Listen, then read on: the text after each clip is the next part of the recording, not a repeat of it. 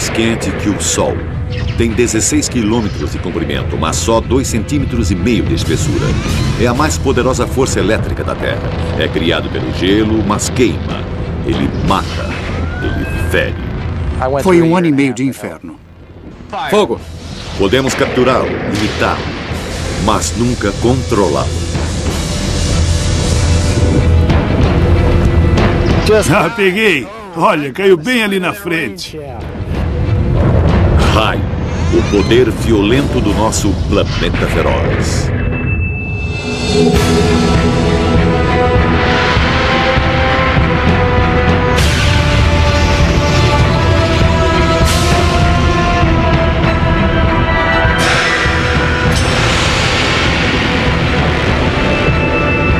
Planeta Feroz.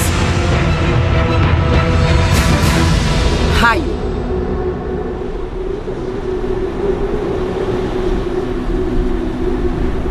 A beleza das nuvens, majestosas, tranquilas, enganadoras. Dentro desta nuvem, forças enormes estão agindo. Ingredientes simples, umidade, calor e gelo se combinam para criar um dos fenômenos mais poderosos da Terra.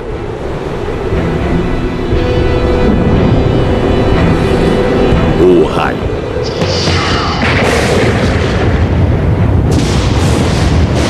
Dez milhões de raios ocorrem em todo o mundo todos os dias, mais de 100 a cada segundo. Cada raio tem menos de 2,5 centímetros de espessura e estende-se por quilômetros nos céus. Um fluxo de poder em estado natural, mais quente do que a superfície do Sol.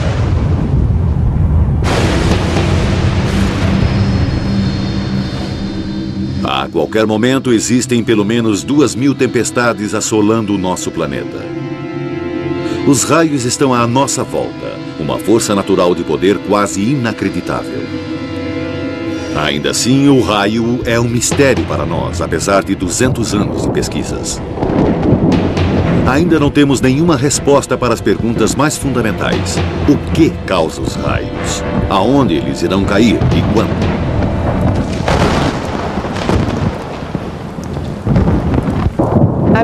Já me disseram que um único raio tem até 20 milhões de volts e cerca de 27.700 graus centígrados.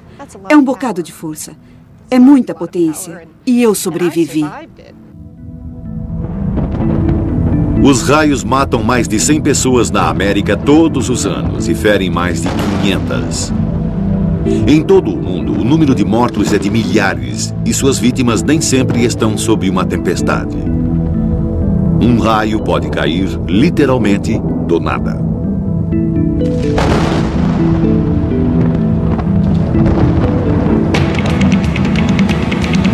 Esta foi a experiência de Michelle Dougherty. Ela foi atingida enquanto esquiava num claro dia de verão. O dia estava lindo. Estava quente e ensolarado. E alugamos 2 jet skis por 1 hora. E foi quase no final daquela hora que aconteceu o acidente.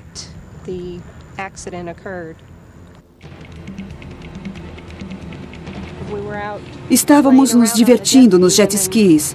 E então, alguns momentos depois, eu ouvi um estrondo fraco e distante. E estávamos voltando para as docas. E em algum lugar, bem nesta área, eu fui atingida por um raio.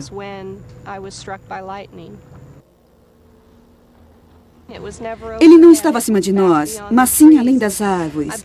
E o que me disseram é que ele era o que eles chamam de arco. Quando o raio viaja à frente da nuvem de tempestade a cerca de 16 quilômetros e viaja horizontalmente e depois faz contato.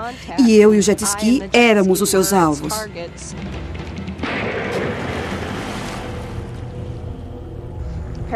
Aparentemente, ele se dividiu e entrou pelo meu ombro esquerdo e uma parte atravessou o jet ski. O raio atinge as suas vítimas com selvageria, de forma quase casual.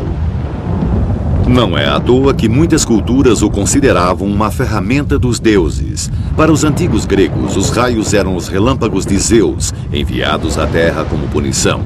No Novo México, os índios Pueblo acreditavam no pássaro trovão, uma águia mística cujos olhos lançavam raios e cujo bater de asas eram trovões.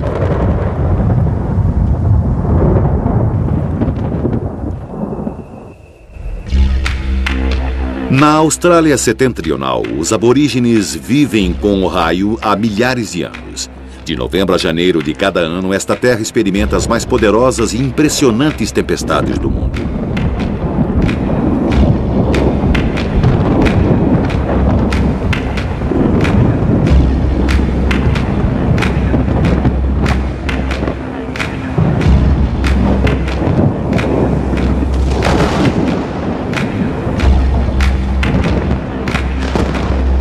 Para os aborígenes, isso era um trabalho dos irmãos Raios.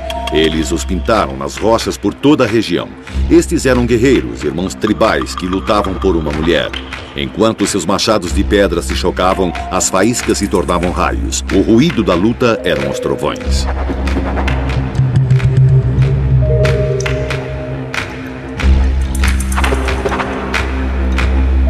Numa história, o irmão vencedor teve filhos. Fileiras de raios bebês esperando para serem lançados.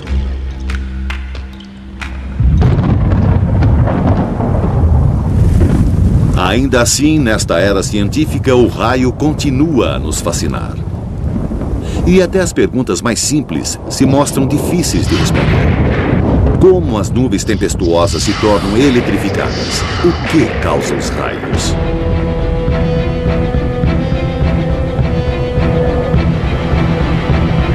As tempestades são formadas por água e calor.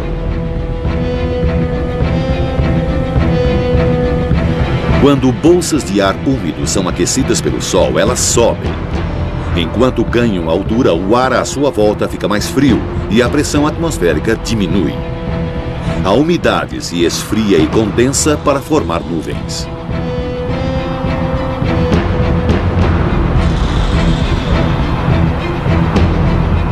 Este processo está no centro da formação de todo tipo de nuvens. Mas para criar um raio, ele precisa ir além. Quando as condições estão certas, com água e calor o bastante para dar prosseguimento ao sistema, as nuvens antes pequenas crescem e se unem, formando nuvens maiores, sempre subindo. Algumas das gotas de água tornam-se grandes e pesadas demais para a corrente de ar ascendente sustentá-las e se precipitam em forma de chuva.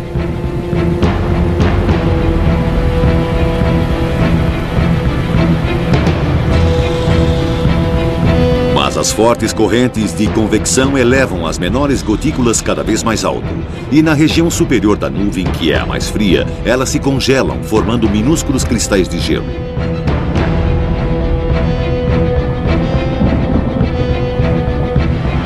No topo da nuvem, que pode estar a 19 quilômetros de altitude, elas se espalham horizontalmente, tomando a forma achatada de bigorna de uma típica nuvem de tempestade.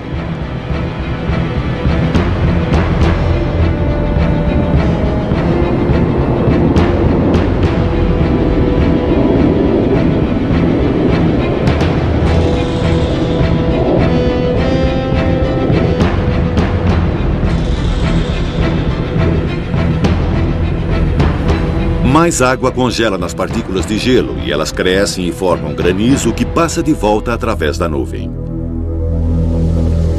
O granizo cai através da corrente de partículas menores em ascensão, causando milhões de minúsculas colisões.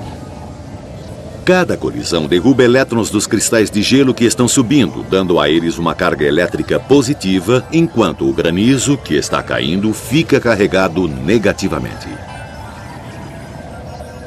Toda a nuvem acaba ficando eletrificada como uma pilha gigante, positiva em cima e negativa nas regiões inferiores.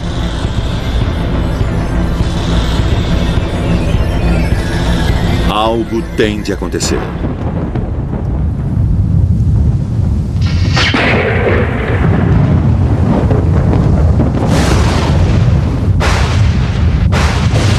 Uma enorme corrente elétrica atravessa o ar para neutralizar as duas cargas. Um raio foi criado.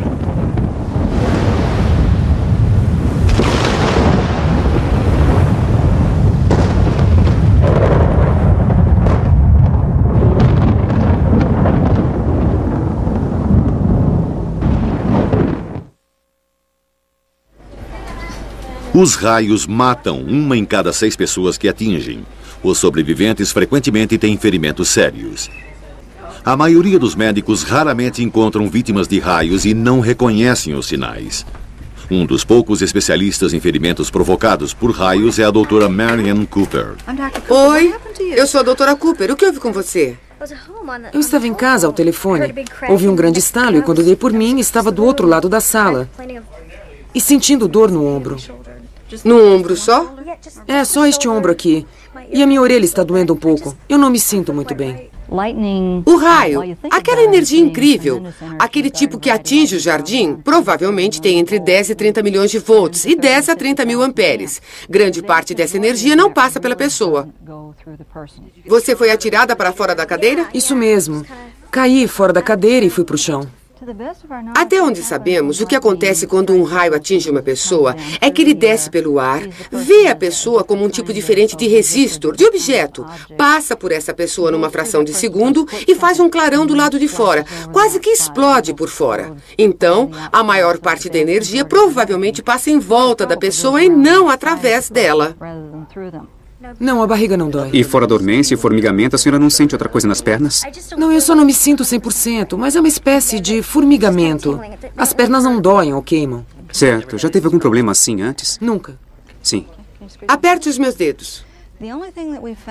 A única coisa que mata as pessoas nessa situação é uma parada cardíaca. Isso acontece na hora em que são atingidas. É muito incomum haver outra causa de morte após o incidente inicial. Alguma queimadura? Não que eu possa sentir. –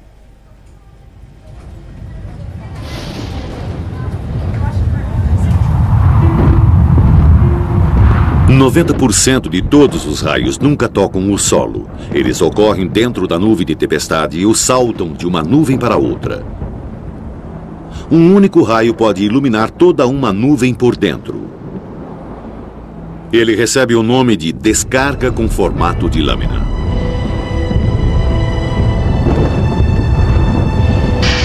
Um dos maiores mistérios dos raios é por que ele toma um caminho específico no ar. Só agora a ciência está começando a entender esse fenômeno.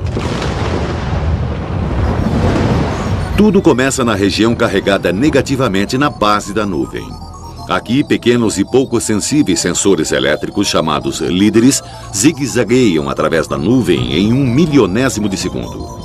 Cada sensor salta cerca de 46 metros, faz uma pausa e salta novamente, ramificando-se e espalhando-se pela nuvem.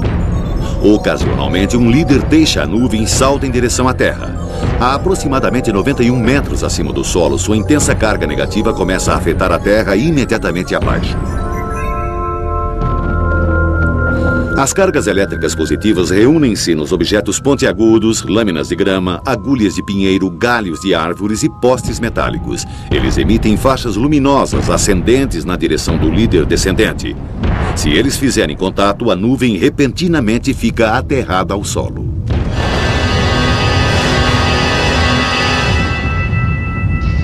Uma enorme descarga elétrica irrompe através do canal. A parte mais perto do solo descarrega primeiro. Então, enquanto a corrente é despejada canal abaixo de regiões cada vez mais altas, a parte visível do raio dispara para cima, próximo à velocidade da luz. Se a nuvem ainda tiver carga negativa em excesso, um novo líder pode voar para baixo pelo mesmo caminho, criando outro raio. Mais líderes podem se seguir, geralmente 3 ou 4, mas podem haver tantos quanto 30 ou 40. Para o olho humano, um raio parece vibrar.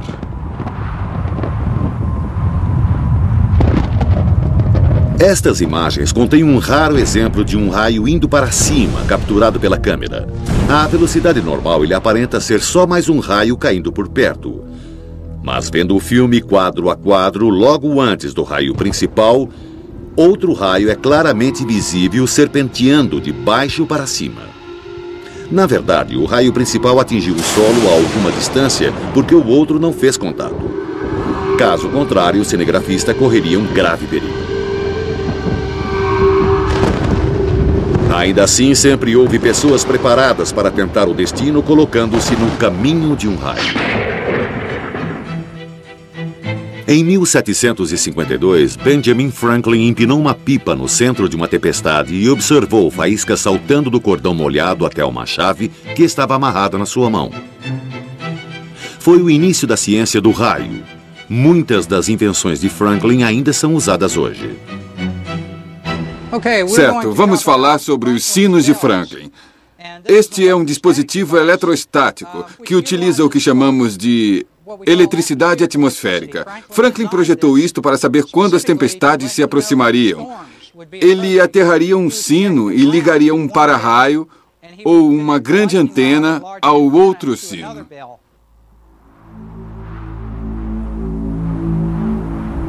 Quando a nuvem de tempestade se aproximou, o ar ficou eletrificado e um sino ficou carregado. O pêndulo transferiu a carga para a terra através do outro sino. Quando os sinos começaram a soar, Franklin sabia que uma tempestade se aproximava.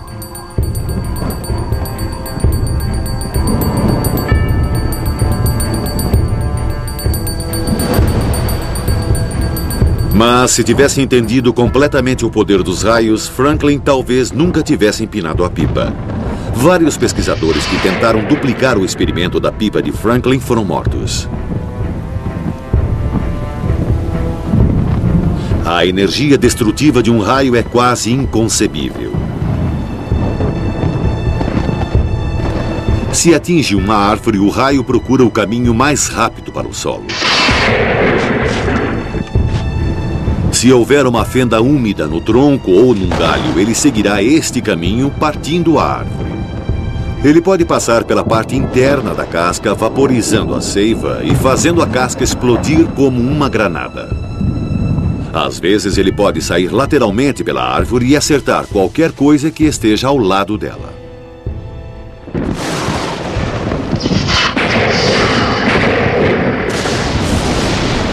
Uma situação como essa quase matou Tony Scott, um engenheiro de telefonia de Miami.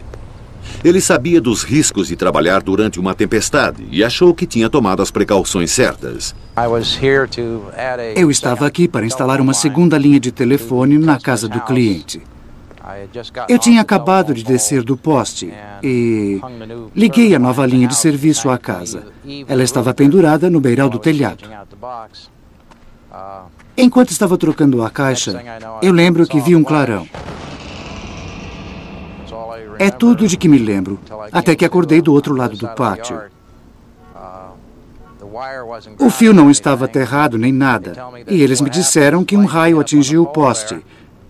E felizmente desceu pelos dois lados do cabo. Mas ele também desceu pela linha de serviço, que não estava aterrada, e eu era o terra mais próximo. Quando voltei a mim, eu não podia me mover. Fiquei paralisado. E senti a boca cheia de prata. E eu nem podia cuspir, porque não podia virar a cabeça.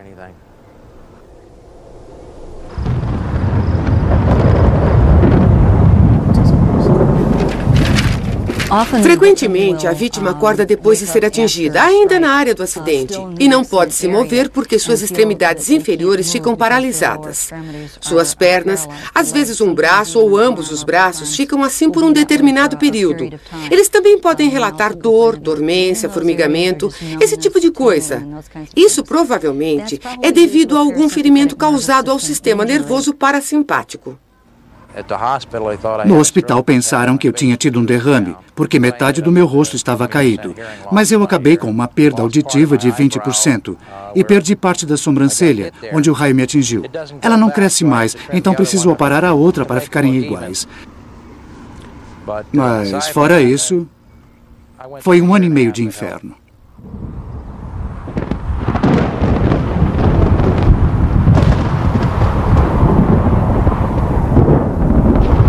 Sua imprevisibilidade e força tornam a proteção contra raios um grande desafio. Aonde ele irá cair? Que medidas preventivas podemos tomar? Para ajudar a responder a essas perguntas, em Camp Blanding, perto de Gainesville, na Flórida, cientistas passam os meses de verão provocando raios, usando princípios que Benjamin Franklin facilmente teria reconhecido. Aqui, eles disparam foguetes para um núcleo de nuvens de tempestade ativas. O local fica no Corredor dos Raios, um cinturão de terra ao longo do centro da Flórida. O Corredor dos Raios tem mais tempestades do que em qualquer outro lugar da América. O foguete leva atrás de si um fio de cobre fino.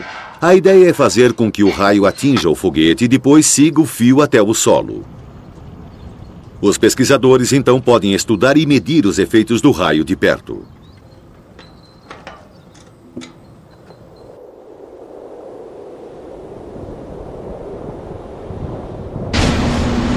Os campos estão começando a ficar negativos. Assegure-se que tudo esteja bem armado. Controle, aqui é a área do raio, câmbio. Controle de alcance. Confirme em 1509. Vamos disparar. Tudo está armado. Ligando a força, ligando o ar. Armando o foguete número 1. Os campos estão a -5, indo para -7. -7 e armando. E em -8, disparamos. 3, 2, 1, fogo.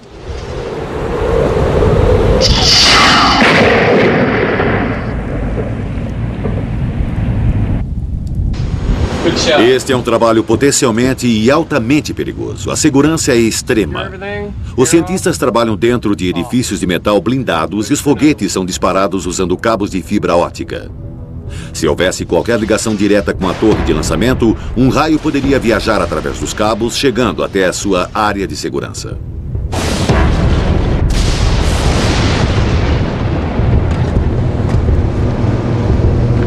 Esses são os dois tipos de foguetes que usamos agora. Essa é a bobina que prendemos ao fundo. É muito forte e tem um miolo de cobre para dar condutividade ao raio.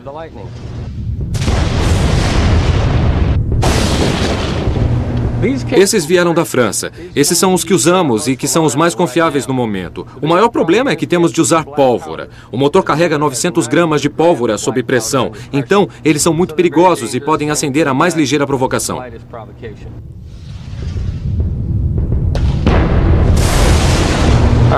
Esse é o outro tipo que estamos usando agora, que é muito mais adequado, porque ele tem um paraquedas preso.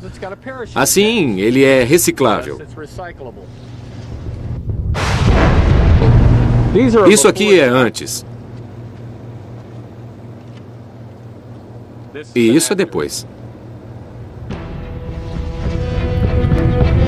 A principal meta da pesquisa é testar os cabos e o maquinário usados na indústria da energia elétrica. Cortes de energia frequentemente são causados por raios que atingem grandes instalações ao ar livre. Os pesquisadores medem as enormes sobretensões de energia durante a queda dos raios provocados para ajudá-los a desenvolver sistemas novos à prova de raios. Provocar raios com sucesso exige experiência e habilidade. O momento do lançamento precisa ser cronometrado com precisão.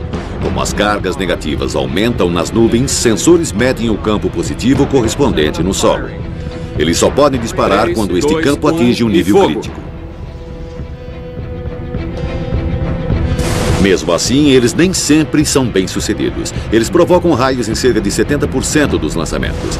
Às vezes, eles conseguem mais do que pediram e o raio provocado dispara raios naturais muito mais potentes.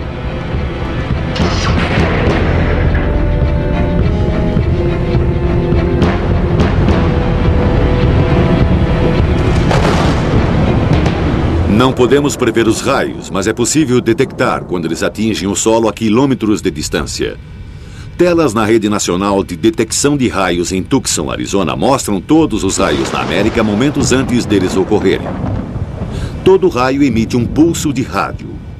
Uma rede de antenas capta cada pulso e calcula a posição exata onde o raio irá cair.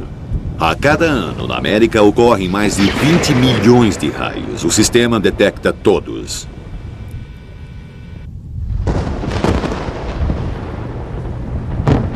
Gunnar Blank usa um radiodetector para ajudá-lo a procurar tempestades de raios. Oh, belíssimo! Essa tempestade está lançando raios muito bons aqui. Gunnar é um cinegrafista. Foi ele quem filmou a maioria dos raios neste filme. Temos alguns a 13 quilômetros de distância. Seu detector não pode dar a localização exata de cada raio, mas pode medir a sua distância. Mais um, de 13 a 32.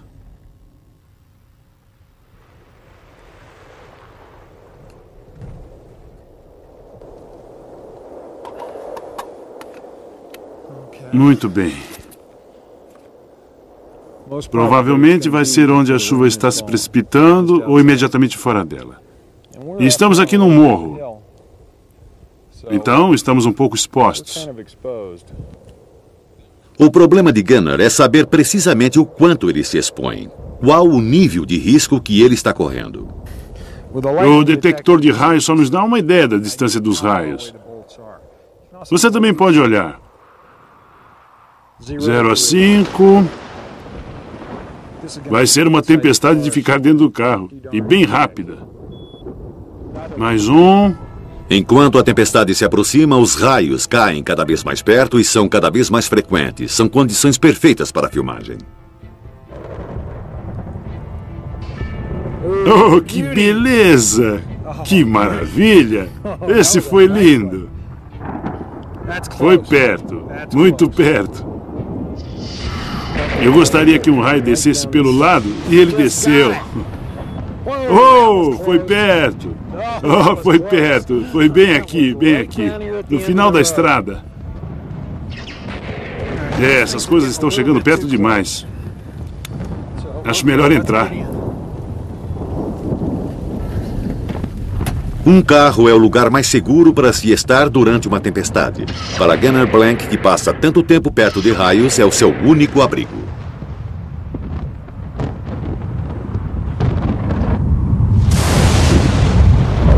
Muitas pessoas acham que os carros são seguros porque têm pneus de borracha, mas esse não é o motivo.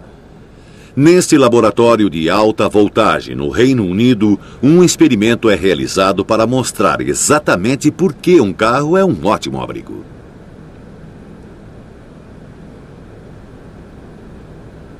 Teoricamente, se o veículo for atingido por uma faísca de alta voltagem, seu chassi metálico irá conduzir a corrente elétrica em volta da pessoa dentro do carro e depois para a terra através dos pneus. Seria perfeitamente seguro sentar dentro de um carro durante este experimento. Entretanto, as normas de segurança exigem que se use um boneco. 7, 6, 5, 4, 3, 2, 1. O boneco recebeu fios para que qualquer corrente que passe através dele possa ser medida. Repetidamente, uma faísca de 2 milhões de volts atinge o carro e nenhuma das vezes o boneco é atingido. Nestas condições de laboratório, pelo menos, a teoria funciona. Você realmente está mais seguro dentro de um veículo durante uma tempestade.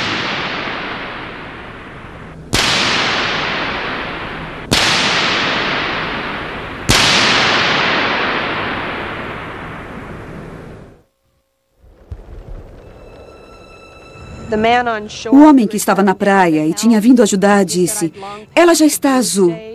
E havia pessoas à sua volta dizendo para ele desistir, que eu tinha morrido. "Deixa em paz, ela está morta." E ele se recusou a parar. Ele disse: "Não vou parar." E continuou com a massagem até os paramédicos chegarem e assumirem. E levou 4 minutos para eles conseguirem os sinais vitais.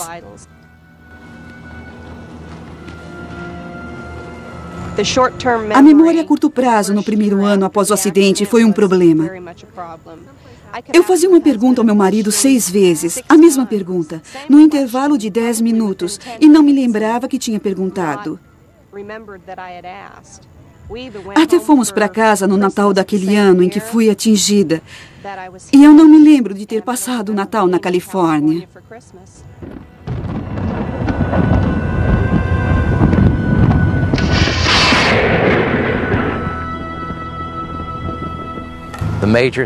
O grande problema pelo qual eu passei foi um problema de equilíbrio.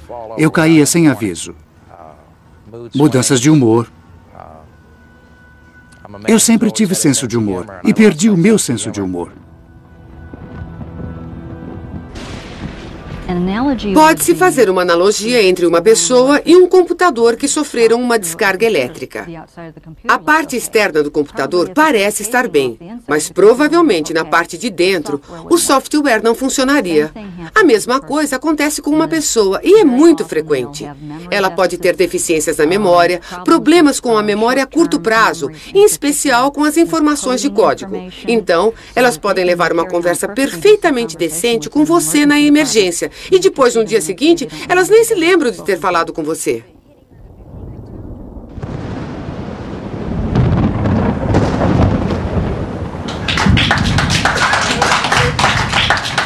Bem-vindos à 6ª reunião anual da Organização Internacional de Vítimas de Raios e Choques Elétricos em Gettysburg, Pensilvânia.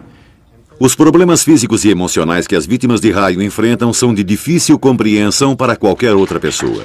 Então, todos os anos, sobreviventes se encontram para partilhar suas experiências com as únicas pessoas que eles sabem que podem compreendê-las. Quando dei por mim, meu marido me virou e disse: "Você vai ficar bem." E eu pensei: não posso falar, não posso me mover. Do que ele está falando? E depois ouvi alguém dizer: ela foi atingida por um raio. E ouvi pessoas correndo para lá e para cá. E tudo o que eu percebi, numa fração de segundo, foi que eu tinha visto um brilho em volta da minha mão. E uma sensação muito estranha. Antes que eu pudesse pensar nisso, ouvi um som. Ela tinha visto um grande raio sobre as copas das árvores.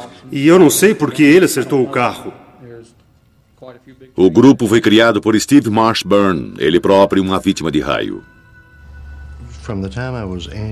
Desde que fui ferido, eu passei a me corresponder com outras pessoas que tinham sido atingidas por raios. Eu sabia que algo tinha de ser feito, porque eu sabia que outros deviam estar sofrendo tanto quanto eu para obter informações. Aprendi a lidar com as capacidades que eu tenho agora. Eu valorizo a vida todos os dias.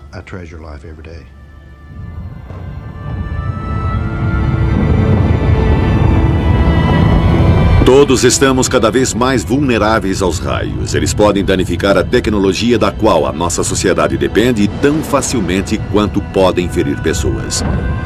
Ainda assim, até mesmo hoje, a melhor maneira de proteger as nossas frágeis comunidades de tecnologia de ponta é um dispositivo de 200 anos de idade, o para-raios. A haste deve ser resistente o bastante para suportar a enorme voltagem e corrente de um raio. E neste experimento ao ar livre no Japão, condutores de raios estão sendo testados com raios simulados, 3 milhões de volts de eletricidade, saltando de pelo menos 6 metros até o solo.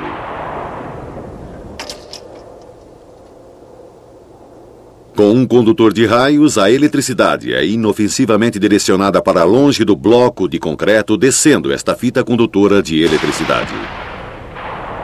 Na parte direita inferior da imagem, pode-se ver onde este raio simulado faz um arco para o solo, com segurança, afastando-se do bloco. Sem um condutor, o efeito poderia ser devastador.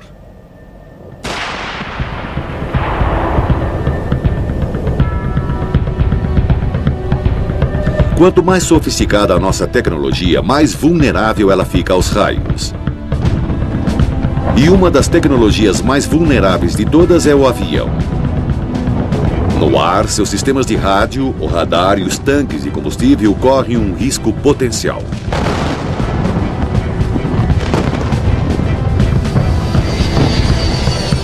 Na década de 80, a NASA enviou este caça diretamente através do coração de tempestades ativas. Sua meta era aprender mais sobre a segurança das aeronaves, fazendo com que um raio atingisse o avião. Eles tiveram sucesso.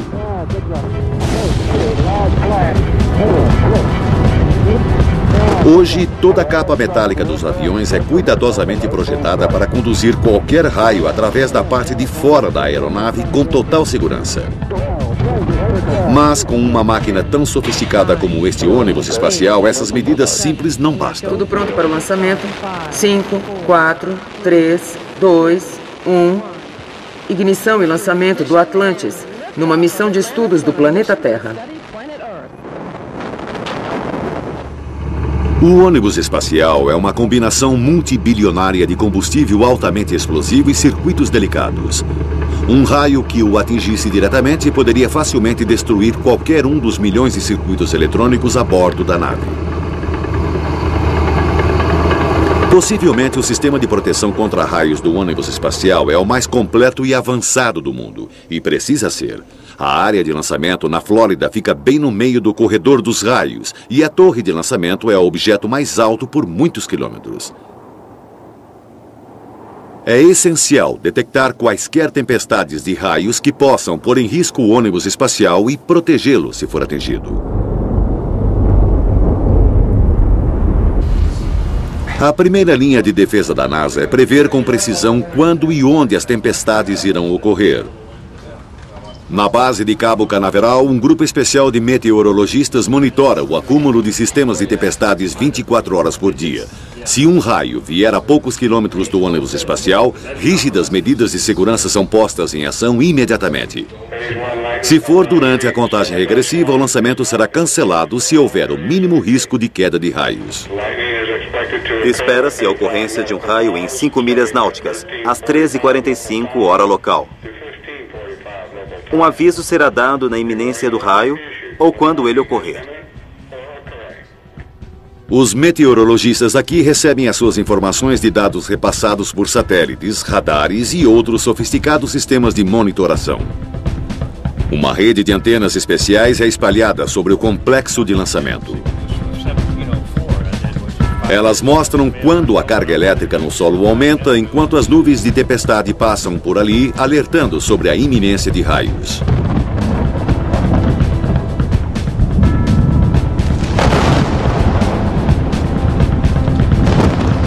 Mas é inevitável que o ônibus espacial ou a torre de lançamento às vezes sejam atingidos por um raio, como mostram essas imagens de uma câmera de segurança da NASA.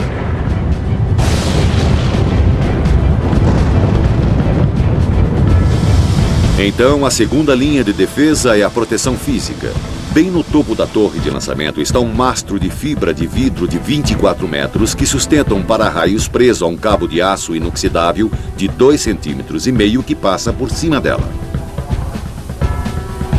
O cabo se estende por 305 metros em ambas as direções e cada ponta é presa e aterrada. Qualquer queda de raio próxima deve ser atraída pelo para-raios e depois viajar através dos cabos até o solo. Uma lâmpada de flash fotográfico antiga é uma maneira simples, mas eficaz de confirmar a queda de um raio. Se a lâmpada estiver queimada, o cabo foi atingido. O tanque de combustível principal do ônibus espacial contém aproximadamente 1.890 metros cúbicos de hidrogênio e oxigênio líquidos. Ele também é protegido por um condutor de raios resistente. Através de todo o ônibus espacial, os delicados circuitos eletrônicos são blindados contra sobretensões elétricas só no caso de um raio passar pelos sistemas de proteção. Até agora isso não aconteceu. E com as defesas que a NASA opera, nunca deve acontecer. Uma vez no espaço, a vista do ônibus espacial revela o verdadeiro tamanho e poder do raio. Diariamente, enormes tempestades tropicais rolam por sobre as ilhas da Indonésia. À noite, os céus sobre a América ganham vida com enormes raios.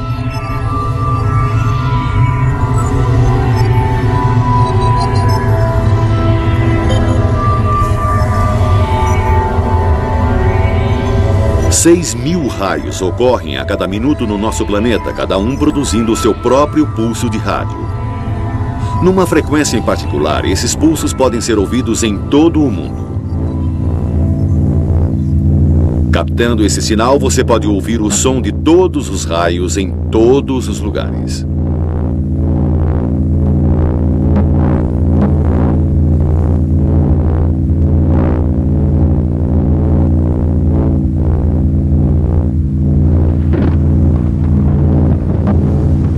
Enquanto estas tempestades de raios viajam através da atmosfera do nosso planeta, elas sutilmente o modificam.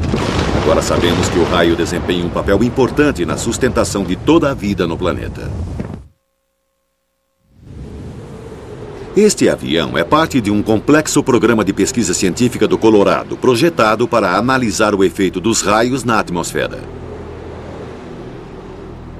O avião foi equipado com dispositivos que aspiram ar para os instrumentos instalados em seu interior. Ele voa a baixa altitude em volta e às vezes diretamente sob tempestades ativas. Os pesquisadores então podem analisar como o raio altera e afeta a química do ar.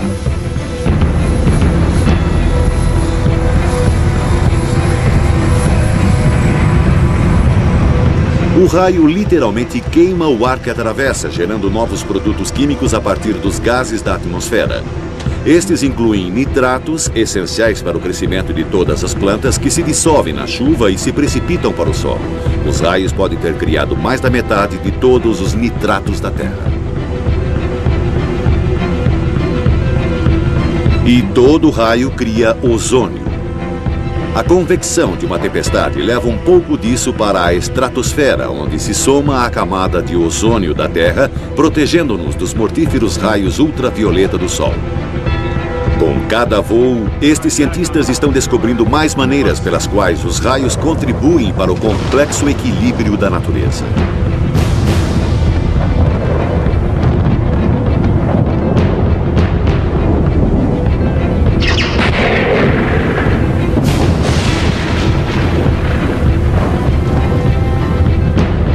Com cada nova descoberta, os raios nos oferecem novas surpresas e novos mistérios.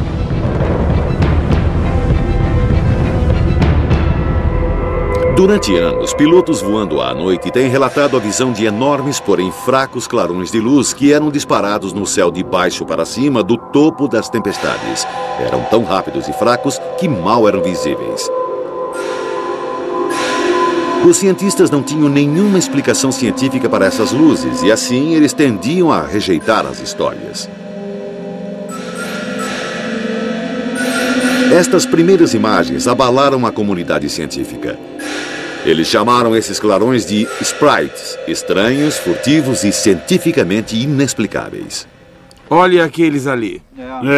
Viu? Agora existem projetos em todo o mundo tentando estabelecer a natureza exata destas misteriosas descargas elétricas. Bem no meio do corredor dos sprites. Esta estação de pesquisas no topo de uma montanha no Wyoming usa equipamento especial que requer um baixo nível de luminosidade para capturá-los em vídeo. Acho que as nuvens vão se dissipar esta noite. Os sprites são enormes. Eles são disparados do topo de uma nuvem de tempestade de 19 quilômetros a alturas de 97 quilômetros ou mais. Isso significa que os pesquisadores têm de observá-los a uma grande distância. Do cume desta montanha, eles observam tempestades sobre as grandes planícies a até 800 quilômetros de distância. E espere pelo melhor. Sempre podemos mudá-los se... São estes. Eles estão bem na junção do Wyoming com Dakota do Sul e Nebraska. E podemos ver aquele raio... O segredo do sucesso é escolher antecipadamente quais são as melhores tempestades para se observar e depois apontar as câmeras exatamente na direção certa. Depois, eles precisam esperar pelo anoitecer.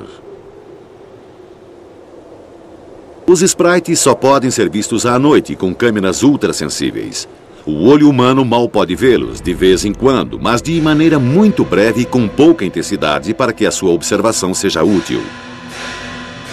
Estas raras imagens em cores tiradas de um avião voando em grande altitude mostram que os sprites são vermelhos e que estas grandes formas podem ocupar até 10.500 quilômetros cúbicos em volume. A causa dos sprites é um mistério. Eles sempre ocorrem imediatamente depois e diretamente sobre um clarão de raio convencional. Mas nem todo clarão de raio cria um sprite. Certo, estamos prontos para os sprites. Bom, que comece o show. A teoria mais recente é que eles são produzidos pelos raros raios positivos, raios que atingem o solo vindos diretamente do topo da nuvem.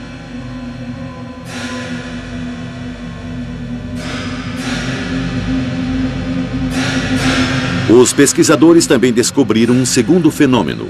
Esses jatos ascendentes são chamados correntes de jato. São mais fracos e mais rápidos do que os seus primos, os sprites. A causa precisa dos sprites e das correntes de jatos, qual sua constituição e, acima de tudo, que efeito eles podem ter sobre a atmosfera superior, ainda são desconhecidos. Por maior que seja a nossa compreensão, o raio ainda tem os seus mistérios.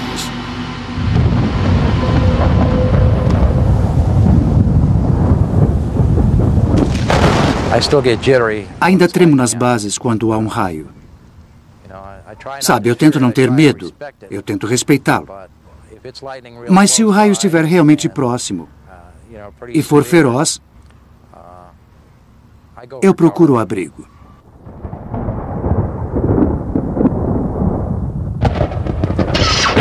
Eu sobrevivi. As pessoas sobrevivem a eles. Você passa por isso e vai em frente. As tempestades de raios têm iluminado os nossos céus desde o início do mundo, deixando-nos com medo, mas também com uma irresistível fascinação. Eu provavelmente não devia dizer isso na TV. Eu adoro raios. Acho que é uma das coisas mais fantásticas, o maior fenômeno natural que existe. É uma das maiores dádivas que já recebemos. É lindo. Apesar de eu entender que para as vítimas, ele pode ser muito assustador. Se eu tomo os cuidados que mando os outros tomarem? Não. Eu sento na minha varanda e observo os raios.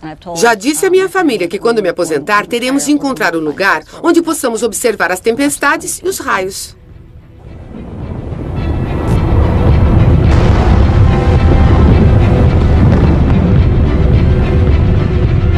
De 5 a 13. Muito bem, vamos nos aguentar. Acho que ainda vamos conseguir mais alguma coisa. O raio, lindo, intenso, letal. Ainda assim, apesar de seu perigo terrível e enorme força destrutiva, sempre haverá aqueles que irão querer desafiar a incrível força de nosso planeta feroz.